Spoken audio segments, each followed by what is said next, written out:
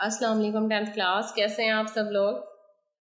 हम लोगों ने यूनिट 13 स्टार्ट किया हुआ है इलेक्ट्रोस्टैटिक्स, और इसके क्या कर रहे हैं, हम लोग एग्जांपल सॉल्व कर रहे हैं, बल्कि सॉल्व एग्जांपल है, इसको देख रहे हैं।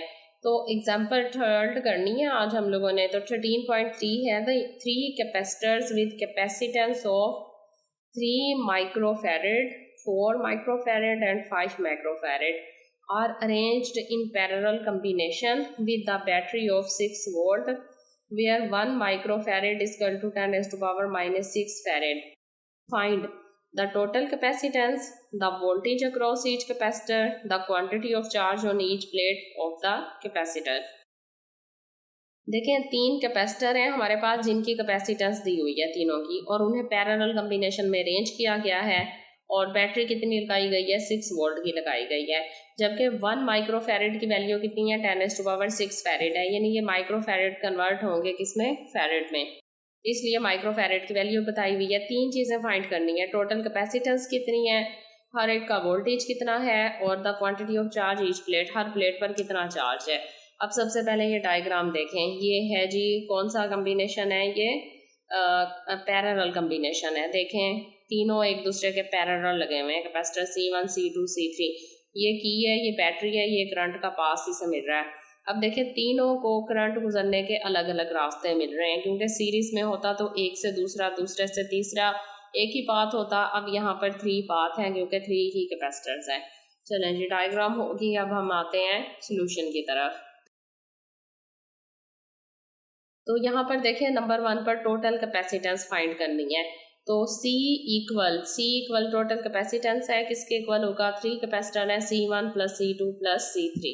अब C इक्वल किसके इक्वल है, फर्स्ट की कैपेसिटेंस कितनी है, फर्स्ट कैपेसिटेंस C यहाँ पर देखें 3.0 माइक्रोफैरड, जबकि 1 माइक्रोफैरड 10⁻⁻⁶ था, तो ये आ जाएगी 3 मल्टीप्लाई 10⁻⁻⁶ फैरड। ये देखें यहाँ पर 3 मल्टीप्लाई 10⁻⁻⁶ फैरड आ गई, प्लस C2। अब C2 हमारे पास कितना था, 4.0 माइक्रोफैरड, तो इसे भी फैरड में करेंगे तो क्या हो जाएगा, ये देखें 10⁻⁻�6 से मल्टीप्लाई हो जाएगा, तो यहाँ पर आ जाएगा 4 मल्टीप्लाई 10⁻⁻�6 फैरड, प्लस C3 है, C3 क्या है, 5 माइक्रोफैरड है, तो ये भी 5 मल्टीप्लाई होगा 10⁻⁻�6 फैरड से।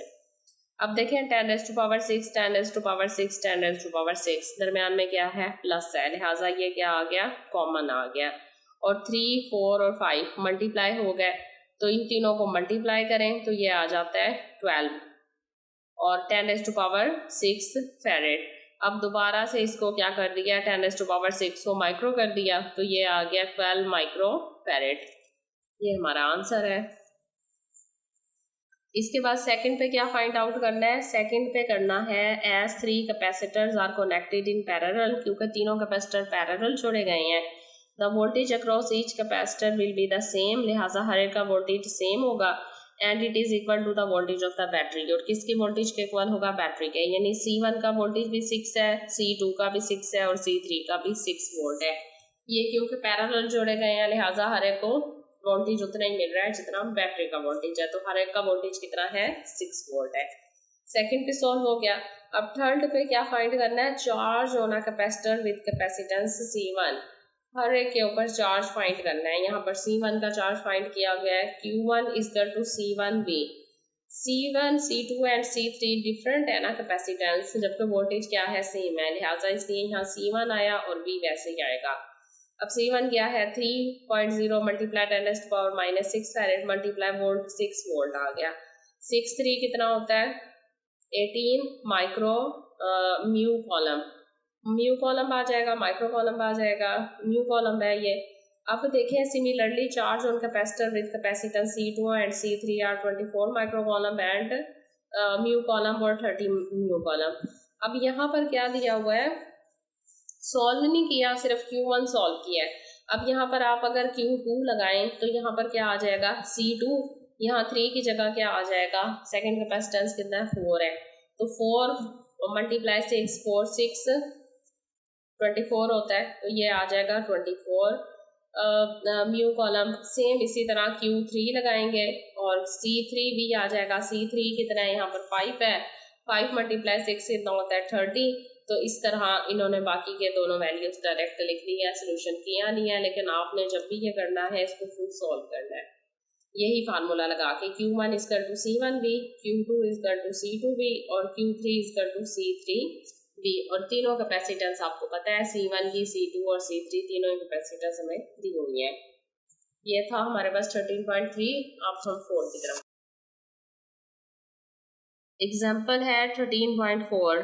3 capacitors with capacitance of 3.0 microfarad, 4.0 microfarad and 5.0 microfarad are arranged in series combination to a battery of 6 volt where 1 microfarad is equal to 10 raised to power minus 6 farad. Find the total capacitance of a series combination, the quantity of a charge across each capacitor, the voltage across each capacitor। Same to same उसी से की तरह का है, लेकिन बात सिर्फ ये आ रही है कि यहाँ पर देखें, यहाँ कैपेसिटर अरेंज हुए हुए सीरीज में, जबकि वहाँ ऊपर कैपेसिटर किस में अरेंज हुए हुए थे, पैरेलल में।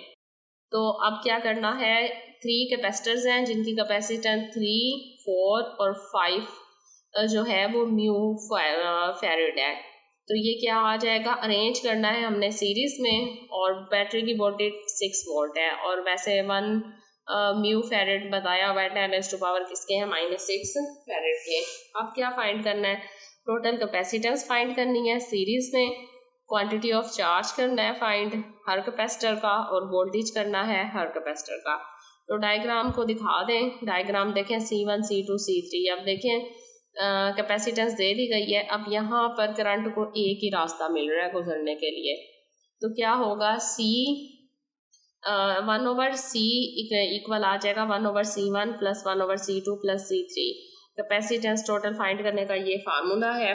तो वैल्यूज पुट करेंगे, 1/3 multiply 10 raised to power -6 farad आ जाएगा, क्योंकि किसके इक्वल है, ये 10 रेज़्ड टू पावर -6 फैरेड के इक्वल है, म्यू जो है। अब यहाँ दूसरा कैपेसिटेंस 4 थी, तो इसे भी 10 रेज़्ड टू पावर 6 से मल्टीप्लाई कर दिया, फैरेड आ गया। तीसरी कैपेसिटेंस 5 थी, इसे भी 10 रेज़्ड टू पावर 6 से मल्टीप्लाई कर दिया, -6 से, तो ये फैरेड आ गया। अब देखें 1/C इक्वल आ जाएगा। यहाँ पर क्या करना है आपने, उसी तरह जैसे लास्ट में 10 रेज़्ड टू पावर -6 कॉमन ले लिया था, यहाँ पर 1/10 रेज़्ड टू पावर -6 कॉमन ले लिया। अब ये क्या रह जाएगा, 1/3 प्लस ये 1/4 प्लस 1/5।